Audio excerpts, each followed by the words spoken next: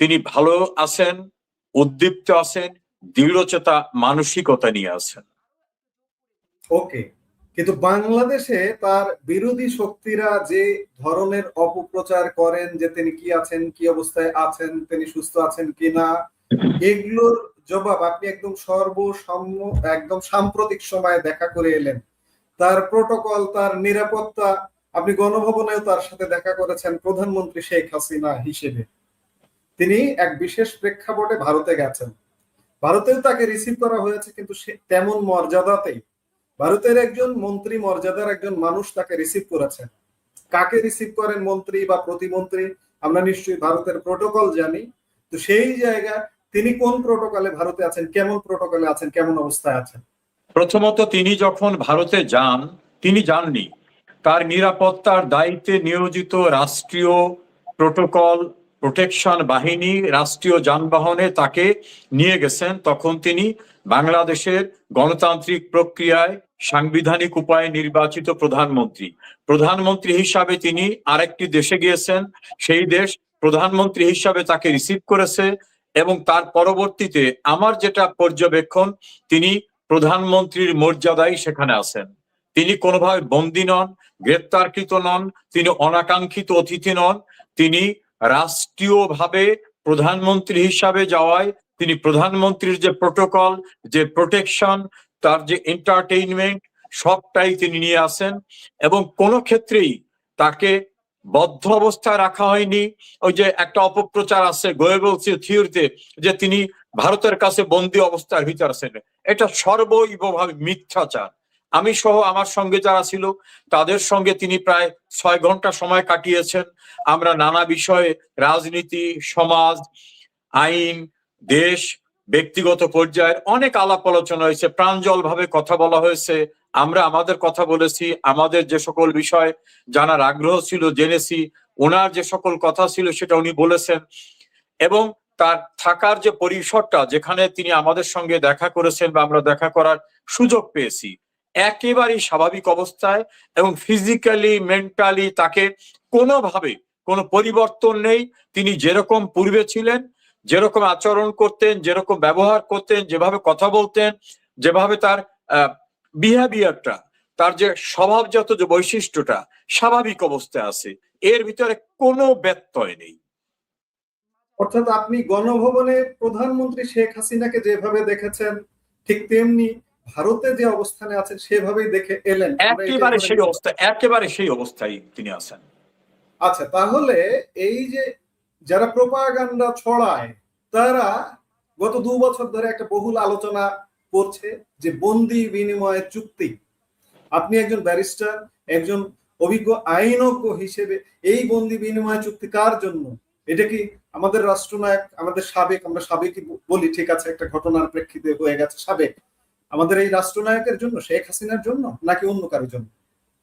দেখুন, রাজনৈতিক দৃষ্টিকোণ থেকে যদি কেউ আইনের ব্যাখ্যা করে, এই জাতীয় অর্বাচীনদের নিয়ে আলোচনা যত কম করা যায় ততই ভালো। প্রথম হচ্ছে, শেখ হাসিনা বাংলাদেশের গণতান্ত্রিক উপায়ে নির্বাচিত প্রধানমন্ত্রী হিসাবে প্রতিবেশী রাষ্ট্র ভারতে তার জীবনের নিরাপত্তার জন্য তার প্রোটেকশনের দায়িত্ব নিয়োজিত ব্যক্তিরা তাকে সেখানে নিয়ে গেছেন। ভারত তাকে বাংলাদেশের প্রধানমন্ত্রী হিসাবে রিসিভ করেছেন এবং ভারতে তিনি, আমি জ্ঞাতসারে বলছি, ভারতে তিনি অতিথি হিসাবে আছেন। বাংলাদেশের থেকে যাওয়া প্রধানমন্ত্রী শেখ হাসিনা বন্দী নন। বন্দী হলে বন্দির বিনিময় হয়, এক বন্দির পরিবর্তে আর এক বন্দিকে দেওয়া হয়। তাহলে শেখ হাসিনা যেহেতু বন্দী নন, কাজে বন্দি বিনিময়ের প্রশ্নটাই আসে না। দ্বিতীয় হচ্ছে, তিনি কোনো মামলার আসামি হিসাবে সেখানে নন। তিনি ভারত কর্তৃক কোনো ডিটেইনড অবস্থায় নাই, অর্থাৎ আটকের মধ্যে না। তিনি কোনোভাবেই সেখানে কোন বন্দি স্ট্যাটাস বা বন্দির কাছাকাছি যে শব্দ, সেই শব্দের স্ট্যাটাসেও তিনি নাই। শেখ হাসিনা সম্মানিত অতিথি হিসাবে বাংলাদেশের নির্বাচিত প্রধানমন্ত্রী হিসাবে সেখানে আছেন। বাংলাদেশ এই মুহূর্তে এক জটিল সমীকরণের মধ্যে নানা রকম আলাপ আলোচনা আছে। আমরা কয়েকদিন আগে সোশ্যাল মিডিয়ায় একটা স্ট্যাটাস দেখেছিলাম, সেটিও এক সিনিয়র আইনজ্ঞ মহসিন রশিদ, সুপ্রিম কোর্টের সিনিয়র আইনজীবী মহসিন রশিদের একটা স্ট্যাটাসে দেখেছিলাম যে বাংলাদেশে কি এই মুহূর্তে দুজন প্রধানমন্ত্রী আছেন, কারণ প্রধানমন্ত্রী শেখ হাসিনা পদত্যাগ করেননি, আবার আমরা এই মুহূর্তে একজন দৃশ্যমান প্রধানমন্ত্রী দেখছি। আপনি এই বিষয়টাকে নিয়ে কি বলতে চান? দেখুন, কিছু কিছু কনসিকুয়েন্স আছে, লিগ্যাল কনসিকুয়েন্স। এটা today or tomorrow it will decided. ধরুন, যেদিন শেখ হাসিনার বিরুদ্ধে একটা মেটিকুলাস ডিজাইনে সন্ত্রাসী কর্মকাণ্ড নিয়ে তাকে হত্যার উদ্দেশ্যে গণভবন মুখী সন্ত্রাসী মিছিল চলছিল, সেই দিন কিন্তু আপনি সাজ্জাদ কাদের দীর্ঘদিন সাংবাদিকতা করছেন, আপনি সমাজ সচেতন মানুষ, আপনার দৃষ্টি প্রখর। শেখ হাসিনা প্রধানমন্ত্রী হিসাবে গণভবনে থাকা অবস্থায় সেনাপ্রধান, জামাত ইসলামী, বিএনপি এবং অন্যান্যদেরকে ডেকে আনলেন কার মাধ্যমে? রিটায়ার্ড মেজর জেনারেল ফজলে এলাহি আকবর, তিনি কে? বিএনপির চেয়ারপারসন, তৎকালীন চেয়ারপারসন বেগম খালেদা জিয়ার প্রতিরক্ষা উপদেষ্টা। তাহলে একজন সরকার প্রধান, মানে কনস্টিটিউশনালি সরকার প্রধান বলবৎ থাকা অবস্থায় আর একটি সরকার গঠনের উদ্যোগ নিয়েছিলেন তৎকালীন সময়ে সেনাপ্রধান জেনারেল ওয়াকারুজ্জামান। এটা কি হতে পারে? না, কারণ Sheikh Hasina warrant of precedence অনুযায়ী তিনি প্রতিরক্ষা মন্ত্রী। প্রতিরক্ষা মন্ত্রীর অধীনে হচ্ছে প্রতিরক্ষা বাহিনী, প্রতিরক্ষা বাহিনীর একটি অংশ হচ্ছে সেনাবাহিনী। সেনাপ্রধান ফলো করবেন the order of the concern minister, তার অথরিটি হলো শেখ হাসিনা। তো শেখ হাসিনা প্রধানমন্ত্রী থাকা অবস্থায় গণভবনে জামাত, বিএনপি, এনসিপি আরো কারা কারাই যে খুচরা খাসরা দোকান, তাদের নিয়ে যে একটা সরকার গঠনের উদ্যোগ নেওয়া হলো, সেটাই ছিল প্রথম রাষ্ট্রদ্রোহিতা। তার ধারাবাহিকতায় ইউনূসকে একটা দায়িত্ব দেওয়া হলো। এখন ইউনূস কিভাবে দায়িত্ব পেলেন? রাষ্ট্রপতি নাকি, আমি নাকি বলছি এই জন্য আমি শিওর না, যে সুপ্রিম কোর্টের কাছে একটা রেফারেন্স পাঠিয়ে পরামর্শ চেয়েছিলেন। সুপ্রিম কোর্টের বিচারকরা তখন কেউ ক্যান্টনমেন্টে, কেউ বাসায়, কেউ হামলার মুখে, তারা নাকি একটা পরামর্শ দিয়েছেন যে সংবিধানে তো তত্ত্বাবধায়ক সরকার নেই, অন্তর্বর্তীকালীন সরকার ব্যবস্থা নাই, অর্থাৎ এটা তারা ওই তাদের ওপিনিয়নের ভিতর লিখছেন এই ব্যবস্থা নাই। শেষে যায় বলছেন জরুরি নির্বাহী কাজ সম্পাদন করার জন্য রাষ্ট্রপতি একজন প্রধান উপদেষ্টা এবং অন্যান্য উপদেষ্টা নিয়োগ দিতে পারেন, তারা জরুরি নির্বাহী কার্য সম্পাদন করবে। সাজ্জাদ কাদের মনে রাখবেন, সুপ্রিম কোর্ট কিন্তু বলেনি যে রাষ্ট্রপতি অন্তর্বর্তীকালীন সরকার গঠন করতে পারেন, একথা তারা বলে নাই। কারণ তাদের মাথায় ছিল যে অন্তর্বর্তীকালীন সরকার গঠন করার কোন প্রভিশন কনস্টিটিউশনে নাই, আর কনস্টিটিউশনে যেটা নাই সেটা কিন্তু সুপ্রিম কোর্ট কাউকে বলতে পারে না, কারণ সুপ্রিম কোর্টও কনস্টিটিউশনের ঊর্ধ্বে না। এই কারণে তারা জরুরি কাজ নির্বাহের জন্য একজন অ্যাডভাইজার, চিফ অ্যাডভাইজার নিয়োগ করতে বলেছেন। পরবর্তীতে দেখা গেল সেই চিফ অ্যাডভাইজার এবং অ্যাডভাইজারদের দিয়ে বলা হচ্ছে এরা অন্তর্বর্তীকালীন সরকার। তাহলে দুইটা সরকার হয়ে যায়। গভর্নমেন্ট ইন এক্সাইল যদি ধরে নি শেখ হাসিনা প্রাইম মিনিস্টার, অন্যদিকে ইউনূসকে যদি ধরে নি যে তিনি অন্তর্বর্তীকালীন সরকার, তাহলে বিদ্যমান সরকার দুটো হয়ে যায়। এই দুটো সরকার তো কনস্টিটিউশনালি পারমিটেড না। সেকেন্ড হচ্ছে, কনস্টিটিউশনে ওই অন্তর্বর্তীকালীন সরকার নামক কোন সরকারের বিধানই নাই। ফলে ইউনূসের আমলে যতদিন কার্যক্রম পরিচালিত হয়েছে, আমার প্রায় 40 বছরের আইন পেশার অভিজ্ঞতায় পাকিস্তান এবং বাংলাদেশের অনেকগুলো বিখ্যাত মামলার রায়ের আলোকে বলবো, ইউনূসের মেয়াদকালীন সময়টা ছিল সম্পূর্ণরূপে অবৈধ। কারণ ওই রকম কোন সরকার গঠন করার বিধান কনস্টিটিউশনে নাই।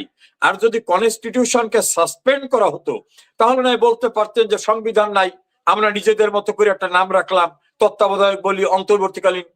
সংবিধান যেহেতু বলবৎ আছে, কাজে you are not above the ল।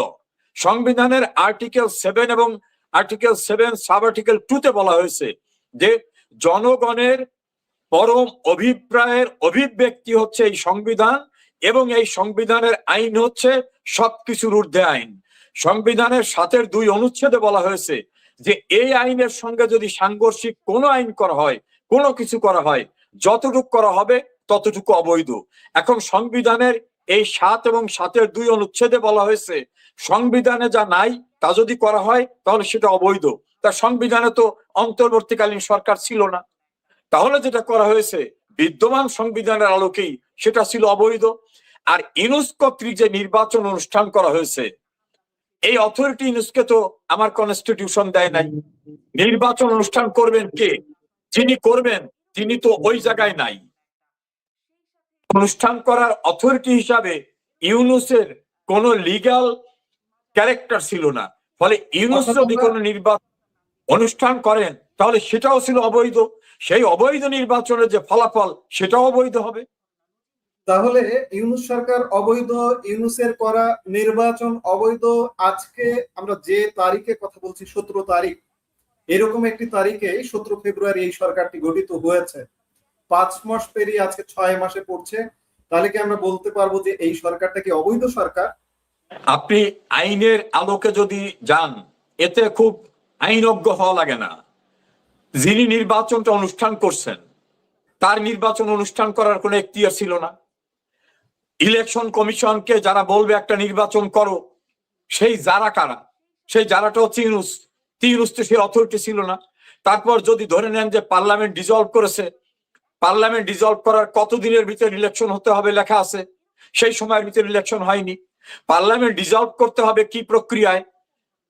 সরকার প্রধান মানে পার্লামেন্টের মেজরিটি পার্টির নেতার মেয়াদ যদি শেষ হয়ে যায়, তিনি যদি কোনো কারণে তার সংসদ সদস্য পদ হারান, অথবা তিনি যদি লিখিতভাবে রাষ্ট্রপতিকে বলেন সংসদ ভেঙে দেন, এই 3টা ক্যারেক্টার হতে হবে। তাহলে শেখ হাসিনা সংসদের প্রধান বিরোধী দলীয় নেতা হিসাবে তিনি তার পদ শূন্য হয় নাই, তিনি রাষ্ট্রপতিকে লিখিতভাবে অনুরোধ করেন নাই, সংসদের মেয়াদও শেষ হয় নাই। তাহলে এই যে 3টা ক্রাইটেরিয়া ফুলফিল হলে সংসদ ভাঙা যাবে, এই 3টা অ্যাবসেন্ট ছিল। তাহলে রাষ্ট্রপতি যে সংসদ ভাঙলেন, ভাঙার জন্য রাষ্ট্রপতিকেও তো এই 3টার একটা অনুসরণ করতে হবে। এই 3টার কোনোটা ছিল না। তাই যদি না থাকে তাহলে রাষ্ট্রপতি যে সংসদটা ভেঙে দিয়েছেন সেই ভেঙ্গাটাও আইনের দৃষ্টি অবৈধ ছিল। কারণ ওই সংসদের মেয়াদ ছিল 5 বছর, সেই 5 বছর তো এখনো শেষ হয়নি। তো সেই 5 বছর শেষ না হওয়া পর্যন্ত জনগণ যে পার্লামেন্ট করেছিল, সেই পার্লামেন্টের পরিবার তার একটা পার্লামেন্ট ফরমেশন করা যদি লিগ্যাল কনসিকুয়েন্সে দেখেন, তাহলে টুডে আর টুমরো একদিন এটা স্বীকৃত হবে যে হোল প্রসেসটা অবৈধ ছিল। অবৈধ ছিল। আমরা আবারও ফিরে আসি শেখ হাসিনার সাথে সাক্ষাৎকার। আপনি সাক্ষাৎকারে কি বুঝলেন? তিনি কি মানুষের মধ্যে এখনো খানিকটা কনফিউশন কাজ করে যে তিনি কি আসলে আদৌ আসবেন কি? গত 2 মাস ধরে খুব জোরালো ভাবে আলোচনা হচ্ছে যে তিনি আসবেন, কিন্তু সর্বশেষ রয়টার্সের সাক্ষাৎকারে তিনি সুস্পষ্ট করে ঘোষণা করলেন যে ডিসেম্বরে তিনি আসছেন। এবং আসলে কি প্রক্রিয়ায় আপনার সাক্ষাৎ করে কি মনে হল? দেখুন, আমি বঙ্গবন্ধু কন্যা শেখ হাসিনার একটা বৈশিষ্ট্যকে আমি ভালো করে জানি। তিনি যা বলেন তিনি তা করেন। তাকে যখন বলা হয়েছিল যে যুদ্ধ অপরাধীদের বিচারের ঝুঁকি নেবেন না, তারা দেশে বিদেশে প্রতিষ্ঠিত মন্ত্রী হয়েছে, অর্থবিত্তে প্রতিষ্ঠিত হয়েছে, উনি বলছেন আমি বিচার করব। উনি করে ছেড়েছেন। পদ্মা সেতু যখন উনি করতে চাইলেন, অনেকে বললেন যে না, বিদেশ টাকা দিচ্ছে না। অনেকে মানে ওনার ক্যাবিনেটের মেম্বার, দলের লোকরা বলছে এটা করবো না, উনি বলছেন আমি করব। উনি করে ছেড়েছেন। বঙ্গবন্ধুর খুনিদের বিচার করার চ্যালেঞ্জ ছিল। জিয়াউর রহমান হত্যার বিচার হয় না আপনি জানেন, জুলফিকার আলী ভুট্টো হত্যার বিচার হয় না আপনি জানেন, এরকম অনেক জায়গার উনি বলছেন বিচার করতে হবে, বিচার করবো। উনি করেছেন। উনি যা চান, উনি যা লক্ষ্য স্থির করেন সেটা তিনি করেন। আমার কাছে আমরা প্রায় 5-5.5 ঘন্টা ওনার সঙ্গে কথা বলেছি, ওনার কাছে ছিলাম। উনি আমাদেরকে যথেষ্ট স্নেহ, ভালোবাসা, আদর দিয়েছেন। বিভিন্ন ভাবে আমরা ওনার সঙ্গে সম্পৃক্ত বুঝতে যেটা পেরেছি, উনি দেশে যাবেন এবং আমাদেরকে বলছেন তোমরা দেশে যাওয়ার জন্য প্রস্তুতি নাও। আমি আমার জায়গা থেকে বলছি, বঙ্গবন্ধু কন্যা আমাকে অনেক কিছু দিয়েছে। তাছাড়া আমার প্রিয় মাতৃভূমিতে আমি কেন যাব না? উনি যাবেন এটা আমি নিশ্চিত হয়েছি। এবং ওনার সঙ্গে আমি সহ আমরা যারা বাইরে স্বল্প সংখ্যক মানুষ আছি, ইনশাল্লাহ আমরা যাব। আমার বিশ্বাস উনি দেশে যাবেন। এবং এরকম ভাবে ওনাকে ঠেকাবার জন্য 11 সরকারও কিন্তু নোটিফিকেশন জারি করেছিল। কাজী শেখ হাসিনাকে তখনও ঠেকাতে পারে নাই, এখনো ঠেকাতে পারবে না। উনি ওনার প্রিয় মাতৃভূমি, ওনার দেশে উনি অবশ্যই যাবেন, এটা আমার বিশ্বাস জন্মেছে। আচ্ছা, 6 মাসের সময়সীমা কেন? উনি জুলাইয়ের সময় দিলেন, জুনের সময় দিলেন, বা জুনের শেষ দিকে সময় দিলেন, ডিসেম্বর, মাঝখানে 6 মাস। এর আগে কেন নয়, এর পরে কেন নয়? এটিও দেশে বিদেশে আলাপ হচ্ছে বিভিন্ন ভাবে, বিভিন্ন পরিসরে। এটি কেন? দেখুন, ওনার তো একটা প্রস্তুতি আছে, ওনার সংগঠনকে সুসংগঠিত করা, ওনার আনুষঙ্গিক প্রস্তুতি নেওয়া, যে কোনো, এটা একটা যুদ্ধ বলতে পারেন, এক প্রকার যুদ্ধ। কারণ দেশটা এখন স্বাধীনতা বিরোধীরা দখল করে ফেলছে। কায়েদে আজমের জন্মবার্ষিকী পালিত হয়, পাকিস্তানের পতাকা উড্ডীন হয়, বাংলাদেশের ঘটনায় পাকিস্তান পার্লামেন্ট উচ্ছ্বসিত হয়, বঙ্গবন্ধুর বাড়ি ভেঙে দিলে পাকিস্তানের গোয়েন্দা সংস্থার প্রধান উচ্ছ্বসিত হয়ে টুইটারে মেসেজ দেন। কাজী উনাকেও তো ওনার প্রস্তুতি নিতে হবে। যে কোনো কৌশলের একটা দিক থাকে। উনি আমাদের সুপ্রিম অথরিটি, উনি আওয়ামী লীগের সরকার, আওয়ামী লীগ প্রধান, উনি নির্বাচিত প্রধানমন্ত্রী ছিলেন। ওনার তো একটা পরিকল্পনা থাকবে। ওনার সংগঠনকে বিপর্যস্ত অবস্থায় রাখছে, 4 লাখের ঊর্ধ্বে নেতা কর্মীদের গ্রেপ্তার করার ঘটনা, 6 লাখের উপরে মামলা, এই সমস্ত বিষয়গুলিকে ওনাকে তো একটা পরিকল্পনা মাফিকই ওনাকে যেতে হবে। হয়তো সেই পরিকল্পনাটা অনুযায়ী উনি প্রস্তুতি নিচ্ছেন। এখানে আরো আলাপ আছে, এই গত কয়েকদিন ধরে বেশ আলাপ হচ্ছে। আরেকটি আলাপ আছে যে উনি যদি দীর্ঘ সময় বাইরে থাকেন, দেরি করেন, তাহলে ওনার দলের মধ্যে একটা বিভেদ সৃষ্টি হতে পারে, এমন আলাপও আছে। আপনি কি এমনটা মনে করেন যে এই কারণেই উনি আসছেন? দেখুন, শেখ হাসিনা আওয়ামী লীগের প্রাণ শক্তি। উনি যখন 81 সালে দেশে ফিরেন, তখন কিন্তু দলের ভিতরে বিভেদ ছিল। আপনার নিশ্চয় মনে আছে, আওয়ামী লীগ মালেক উকিল, আওয়ামী লীগ মিজানুর রহমান চৌধুরী, আবার দেওয়ান ফরিদ গাজীর নেতৃত্বে আওয়ামী লীগ হলো, পরবর্তীতে মহিউদ্দিন আহমেদ, আব্দুর রাজাকের নেতৃত্বে বাকশাল হলো, ডক্টর কামাল হোসেন বেরিয়ে গিয়ে গণফোরাম করলেন, নানা রকম বিষয় আছে। আওয়ামী লীগের মূল প্রাণ শক্তি কিন্তু শেখ হাসিনা। এবং কোন কোন ক্ষেত্রে আমার মনে হয় যেটা, আওয়ামী লীগের চেয়েও তিনি অনন্য উচ্চতায় নিজের জায়গাটা তৈরি করে ফেলেছেন। আওয়ামী লীগের চেয়েও বেশি গ্রহণযোগ্য এবং জনপ্রিয় শেখ হাসিনা। তিনি তার কীর্তির মধ্য থেকে সেখানে পৌঁছেছেন।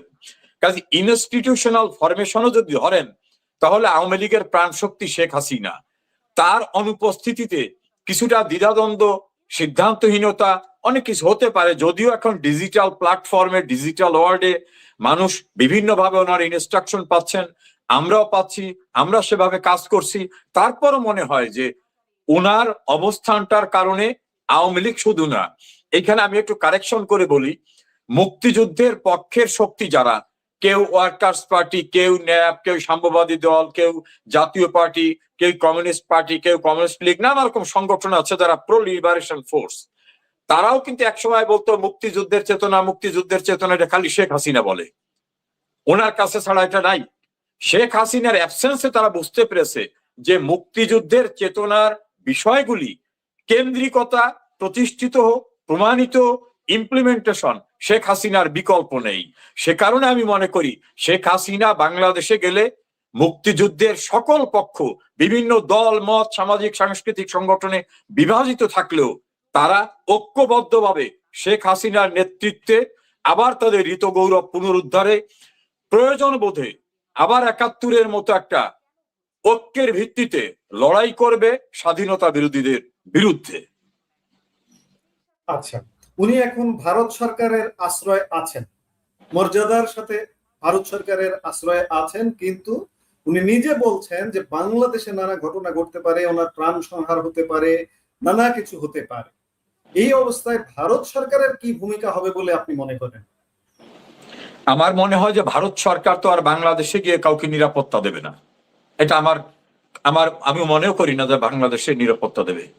আপনার মনে আছে 2004 সালের 21 অগস্ট যখন মুহুর্মুহু গ্রেনেড হামলা হলো রাষ্ট্রীয় পৃষ্ঠপোষকতায়, সেই গ্রেনেড থেকে ওনাকে বাঁচাবার জন্য কিন্তু মানব বর্ম রচনা করে ওনার নেতা কর্মীরা চতুর্দিকে ওনাকে আঁকড়ে ধরে রেখেছিল যে আমাদের জীবন যাবে কিন্তু বঙ্গবন্ধু কন্যাকে বাঁচাবো। চট্টগ্রামের লাল দিঘি ময়দানের ঘটনা, সাতক্ষীরার ঘটনা, ঈশ্বরদীর ঘটনা, কোটালীপাড়ার ঘটনা, অন্তত 20 বার ওনাকে হত্যার চেষ্টা করা হয়েছে দেশে, কখনো কখনো দেশের বাইরেও। তো উনি বারবার যেটা বলেন, আমাকেও বলেছেন, এবার আমার সাক্ষাৎকারের সময় বলছেন যে হায়াত মৃত্যু আল্লাহর হাতে, আমি আল্লাহকে বিশ্বাস করি, আমার যদি মৃত্যু থেকে থাকে মৃত্যু হবে। আর একজন দলের কর্মী হিসাবে সাজ্জাদ কাদির আমার মনে হয় বাংলাদেশের কোটি কোটি জনতা শেখ হাসিনার পাহারাদার, কোটি কোটি জনতা শেখ হাসিনার নিরাপত্তা রক্ষী, কোটি কোটি জনতা জীবন উৎসর্গ করে দিয়ে শেখ হাসিনাকে রক্ষা করবে। কাজে বিদেশের কারো কোনো প্রোটেকশন দিতে হবে এটা আমি মনে করি না।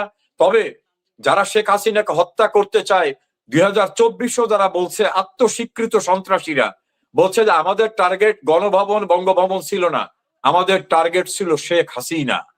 এই যে টার্গেট, যেটা প্রাইম টার্গেট শেখ হাসিনা, এখনো দেশি এবং বিদেশি একটি চক্রের প্রাইম টার্গেট শেখ হাসিনা। তারা চেষ্টা চালিয়ে যাবে। আমার বিশ্বাস আল্লাহ যেমন তার কুদরতি শক্তি দিয়ে শেখ হাসিনাকে বারবার রক্ষা করছেন তেমনি রক্ষা করবেন। আর মুক্তিযুদ্ধের পক্ষের প্রতিটি মানুষ, রিকশাওয়ালা, শ্রমিক, মেহনতি মানুষ, দলের নেতা কর্মী সবাই শেখ হাসিনার পাহারাদার হিসাবে পাশে দাঁড়াবে। আমি খানিকটা এই জায়গায় আরেকটু ঢুকতে চাই যে বন্দি বিনিময়, এই যে এরা যে বলে বর্তমান যে বিদ্ঘুটে সরকার ব্যবস্থা, আমরা দুইটা সরকার দেখছি, যে বন্দি বিনিময়ের ক্ষেত্রে যে কোনো বন্দির যদি প্রাণ সংহারের সমস্যা থাকে কোন দেশে, সেখানেও কিন্তু সেই দেশ মনে হয় পাঠাতে চায় না বা করতে চায় না। সেক্ষেত্রে শেখ হাসিনা তো মর্যাদাবান একজন মানুষ ভারতে, এখানে জানা যাচ্ছে শেখ হাসিনা নিজে মুখে বলছেন যে এখানে প্রাণ সংহার হতে পারে, ভারত কি তাকে এই অবস্থায় পাঠাবে? আমি এই অ্যাঙ্গেল থেকে বলতে চাই, এই অ্যাঙ্গেল থেকে দেখতে চাই, আপনি এই ব্যাপারে কি বলবেন? না, এটা হলো, আমি আপনার সঙ্গে একটু বিনয়ের সঙ্গে ডিফার করি। শব্দটা হলো বন্দি বিনিময়, শেখ হাসিনা বন্দি না। না, বন্দি না হলে এটা আসবে কেন? হ্যাঁ, এই শব্দটাই কেন আসবে? নাম্বার 2 হচ্ছে শেখ হাসিনার প্রাণ সংহারের জন্য চেষ্টা তো অব্যাহত ভাবে আছে। এখনো তো বাংলাদেশে জুলাই সন্ত্রাসীরা বলতেছেন শেখ হাসিনা আসুক, আমরা ফাঁসির রোজু রেডি করে রাখছি, ফাঁসি তো ঝুলাবো, কত নোংরা কথা বলছেন। কাজে রাষ্ট্রীয় পৃষ্ঠপোষকতায় থাকা ব্যক্তিরাই বলতেছে শেখ হাসিনাকে দেশে পেলে তারা মেরে ফেলবে। কাজে তারা প্রাণ সংহারের যে চেষ্টা থাকবে, এটা তারা কিন্তু টেলিভিশনে, ইউটিউবে ইন্টারভিউ দিয়ে বলছেন যে আমাদের টার্গেট ছিল শেখ হাসিনা। এখনো তারা তাকে মেরে ফেলার চেষ্টা করবে। তবে বাংলাদেশের পলিটিক্যাল সিনারিও আনপ্রেডিক্টেবল এই জন্য বলছি, বিএনপি বলছিল 50 বছরে আওয়ামী লীগ ক্ষমতা আসবে না, আওয়ামী লীগ ক্ষমতা এসেছে। 91-তে আওয়ামী লীগ গভর্নমেন্ট ফর্ম করবে এরকম পারসেপশন করতে পারে নাই। 2014-তে একটা ডিসপিউটেড নির্বাচনের পর আওয়ামী লীগ গভর্নমেন্ট কন্টিনিউ করতে পারবে কিনা কনফিউশন ছিল, করেছে। 2024-এ নির্বাচনে, কন্টেস্টিং নির্বাচনে আওয়ামী লীগ গভর্নমেন্ট ফর্ম করলো, গভর্নমেন্ট টিকতে পারলো না, সন্ত্রাসী পরিকল্পনায় তাকে সরিয়ে দেওয়া হলো। কাজী ম্যান প্রপোজ গড ডিসপোজ। বাংলাদেশে কখন কি হবে কেউ বলতে পারে না। আমি সুনির্দিষ্টভাবে বললাম না, যারা ওনাকে ফাঁসির রজ্জু পরাতে চায়, যেমন পাকিস্তানের জুলফিকার আলী ভুট্টো কনস্পিরেসি করে ইয়াহিয়া টিক্কা খানের মাধ্যমে শেখ মুজিবকে মৃত্যুদণ্ডের রায় দিয়ে তার ফাঁসি কার্যকর করতে চেয়েছিল। আমরা দেখলাম কি, যিনি ফাঁসি দিতে চেয়েছিলেন ফাঁসির রায় কিন্তু তারটাই কার্যকর হয়েছে। কখন কি হয় বলা যায় না। জোয়ার ভাটার বাংলাদেশ, আমরা এটি বলতে পারি। আপনারা যারা নেতা আছেন তাদের ভূমিকা, আপনি খানিক আগে বললেন যে আপনারাও প্রস্তুতি নিচ্ছেন, আপনারা কি সবাই আসলে কি আসবেন? সবাই কি পাওয়া যাবে? সোশ্যাল মিডিয়ায় নানা রকম আলাপ আলোচনা হচ্ছে, চায়ের আড্ডায় আলোচনা হচ্ছে যে আওয়ামী লীগের অনেক নেতা যাদের বিদেশে সম্পদও আছে, অনেকের সম্পদের পাহাড়ও আছে, সেই পাহাড় পর্বত ছেড়ে কি দেশে আসবে? সবাই আসবে? আপনি কি বলবেন? আপনার এই প্রোগ্রামটা লক্ষ লক্ষ মানুষ দেখে। আমি দ্ব্যর্থহীন ভাষায় বলছি, আমি প্রায় আমার লং প্র্যাকটিসিং লাইফে 40 বছরের কাছাকাছি আইন পেশায়, পৃথিবীর কোন দেশে আমার 1% জমি, একখানা ঘর কোথাও নাই, কোনো বিত্ত বৈভব নেই। আমি আমার অস্তিত্বের শিকড় বাংলাদেশ, এবং আওয়ামী লীগ আমাকে অনেক কিছু দিয়েছে। আওয়ামী লীগ শুধু না, আমাকে স্নেহ দিয়েছেন, ভালোবাসা দিয়েছেন। আমি রাষ্ট্রের থেকে অনেক কিছু পেয়েছি, বাংলাদেশ থেকে পেয়েছি, নাগরিক হিসেবে পেয়েছি। আমি যে ফেরত যাব এইটা আমি ইনশাআল্লাহ শতভাগ নিশ্চিত যে আমি যাব। আর কে কে যাবেন জানি না, তবে আমার বিশ্বাস সবাই যাবেন। আর যদি কেউ না যান তাহলে ধরে নিতে হবে তিনি রাজনীতি করতে চান না। যদি তার কোনো বিত্ত বৈভব থাকে, আছে কি নাই আমি জানি না, যদি থাকে সেটা নিয়ে হয়তো তিনি ব্যস্ত থাকতে পারেন। কিন্তু আমার বিশ্বাস যারা আওয়ামী লীগ করেন, বঙ্গবন্ধুর আদর্শে বিশ্বাস করেন, শেখ হাসিনার নেতৃত্বে বিশ্বাস করেন, তার প্রতিটি নেতা কর্মী যারা দেশের বাইরে আছে সবাই যাবে বলে আমার বিশ্বাস। যারা আসবে না, যারা পাহাড় পর্বত নিয়ে বিদেশে থাকবে, তাদের ক্ষেত্রে আওয়ামী লীগের বিশেষ কোনো ব্যবস্থা বা পানিশমেন্ট বা শাস্তি বা এরকম কিছু হবে কিনা? আমাদের দলীয় প্রধান শেখ হাসিনা তিনি এবারও আমাদেরকে বলেছেন, যারা রাজনীতি করতে হয় তাদের দেশে যেতে হবে। রাজনীতি মানেই সবসময় ক্ষমতার কাছে বা ক্ষমতা ভোগ করা না। রাজনীতিতে উত্থান থাকবে, পতন থাকবে, জেলখানা থাকবে, ফুলের মালা থাকবে, সবকিছুই থাকবে, এটা মেনে নিতে হবে। কাজী আমার মনে হয় যারা দলের এই ক্রাইসিসে দেশে যাবেন না বা রাজনীতির সঙ্গে সম্পৃক্ত হবেন না, আমার মনে হয় না তারা আওয়ামী লীগ করতে পারবেন। আমি যদিও কোনো অথরিটি না, আমি বলার ক্ষমতা রাখি না, কিন্তু আমার বিশ্বাস যে দলের ক্রাইসিসে যারা থাকে না, দূরে থাকতে চায় অথবা আরামে এসে নিজেকে বিপদ সংকুল অবস্থা থেকে দূরে রাখতে চায়, তারা আওয়ামী লীগ করতে পারবে বলে আমার মনে হয় না।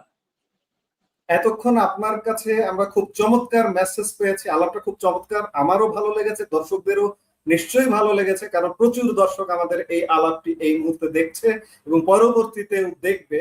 আপনি প্রথমত একজন আওয়ামী লীগ নেতা, আওয়ামী লীগের সাবেক সাংসদ, আওয়ামী লীগের সাবেক মন্ত্রী, এই সব কিছু থেকে, সব জায়গা থেকে সারা দেশের আওয়ামী লীগের নেতা কর্মীদের উদ্দেশ্যে আপনি শেষ একটা বার্তা, একটা আশার বাণী বা কি বার্তা দিতে চান? কোন আমি আমাদের অগণিত দর্শক শ্রোতা, আওয়ামী লীগ শুধু না, মুক্তিযুদ্ধের পক্ষের সকল মানুষের কাছে বিনয়ের সঙ্গে বলবো, আমি আওয়ামী লীগের নেতা নই, আমি আওয়ামী লীগের একজন কর্মী। আমাদের একজনই নেতা শেখ হাসিনা, আর আমরা সবাই কর্মী। তাছাড়া আমি কেন্দ্রীয় কমিটিরও কেউ নই।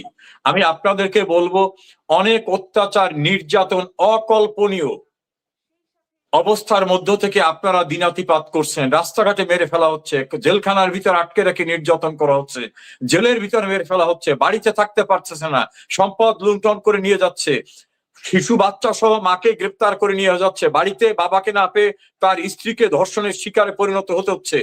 এই কঠিন অবস্থাকে মোকাবেলা করেও যারা আছেন, ধৈর্য ধরবেন। মনে রাখবেন, বাঙালি জাতির ইতিহাসে যা কিছু গৌরবময় অর্জন, সবকিছু স্বাধীনতা সহ এসেছে আওয়ামী লীগের নেতৃত্বে। বাঙালি জাতিকে আধুনিক সমৃদ্ধ স্থানে পৌঁছে দেওয়ার যা কিছু এসেছে, তা এসেছে বঙ্গবন্ধু কন্যা শেখ হাসিনার নেতৃত্বে। আমাদের একজন শেখ হাসিনা আছে, ধৈর্য ধরুন, ঋত গৌরব ইনশাল্লাহ পুনরুদ্ধার হবে। শেখ হাসিনা পরাভব মানে না, অন্ধকার থেকে আলোকবর্তিকা হাতে নিয়ে অপ্রতিরোধ্য গতিতে সামনের দিকে এগিয়ে গিয়ে নিশ্চয় তিনি আবার বাংলাদেশকে মুক্তিযুদ্ধের চেতনায় প্রতিষ্ঠিত করবে। নেতা কর্মীরা হতাশ হবেন না, যাদের শেখ হাসিনা আছে তাদের ভয় পাওয়ার কিছু নাই। ইনশাল্লাহ আমরা আবার ঘুরে দাঁড়াবো। আমরা একই সাথে খুব চমৎকার আলাপ থেকে বিদায় নেব, কিন্তু বিদায় নেওয়ার আগে আমি একটু দেখে নিতে চাই যে আমাদের দর্শকদের কোনো গুরুত্বপূর্ণ প্রশ্ন যদি আপনার কাছে থাকে, আমি সেটি করব, করে বিদায় নেব। একটু দেখতে চাই।